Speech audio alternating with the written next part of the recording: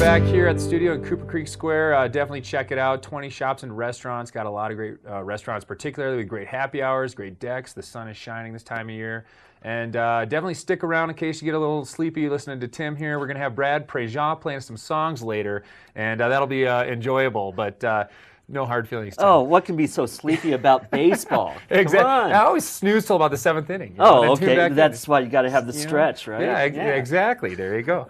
So we're talking baseball. Now, you said these guys are semi-pro, so what does that mean? Now, are these guys, they're not paying all their bills with what they're doing here. Are they paid anything? No, they are paid. Okay. And let's talk about this here. This is the Granby baseball team. 1915. Here we go. They were the champions of Northwest Colorado. They beat Breckenridge to get the championship. They got paid $1,500. The whole for team that or each? game. The whole team. Okay. Now that was a lot of money in 1915, right? Right, and that's 100 years ago. That was 100 years ago. So that's a lot of money in 1915. That was the Ultimate Cup, but a week before that, they got this cup. They won for beating every team in Grand County. That was $150, and it was awarded by the railroad to the team. Okay. And then that's cool. They the got hardware paid from 100 years ago. So was that the championship trophy? I mean, that was the championship trophy. That doesn't get passed around each year. That's a new one. Each year they'd have a new one. This is a new trophy. Yeah. Right on.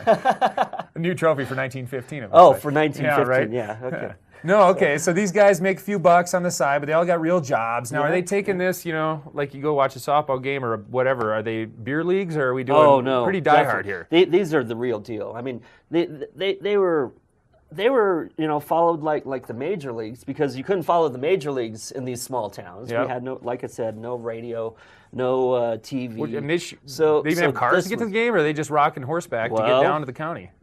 As we saw. Stagecoach or railroad. Do they have multiple stagecoaches? Or are they all slamming in? No, they were all slammed into that one. It was pretty tight. Yeah. By 1915, there was some driving, between the towns, or they would take the train. That's another way they would get around. Or they would take stagecoach and horseback, and however they could get around. Would there have been a town in the old town of Arrow? By this time, not a town, a team in the old town. Early on, but by this time, Arrow burned to the ground in 1915. So no, they didn't really have a team. Okay. So now I'm losing it.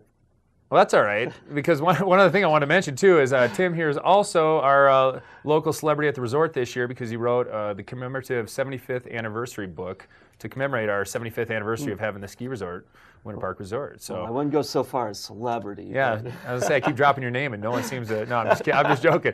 No, but you can pick this book up all over town. You do some signings still? If I pick do. It up at the... Come to the museum in Hot Sulphur Springs, the Grand County Pioneer Village Museum. I'd be more than happy to sign a copy for you. I sell them there. They're going quick. I have only like 4 left on the shelf right now. Wow, that's awesome. So yeah, come on up, and even if you bought it somewhere else, I'd still be happy to sign it for you. And the book's rich. It's incredible. Like great stories about the runs and areas of the resort and the development and stuff like that. And what's the website? You can order it on a website too. Well, you can order it on Winter Park Resort's website. Okay. Yep. And they will ship it to you. And then the Historical Association have their own website as well? We do, but we don't sell that book on our website. Okay. We sell our own publications. So you guys got the 3 museums in the county. Yep. Cousins Ranch Museum in Fraser, Heritage Park Museum in Kremling, but it's only open in the summertime. And then where I work, Grand County Pioneer Village Museum. Nice. All right. With that, I think we're going to jump out and take a break. Thanks so much for being on the show, Tim. Sure. Always great having you, and definitely check them out on the website there. And we'll catch you on the next for another entertaining round of history here. All right. Thanks. Tim.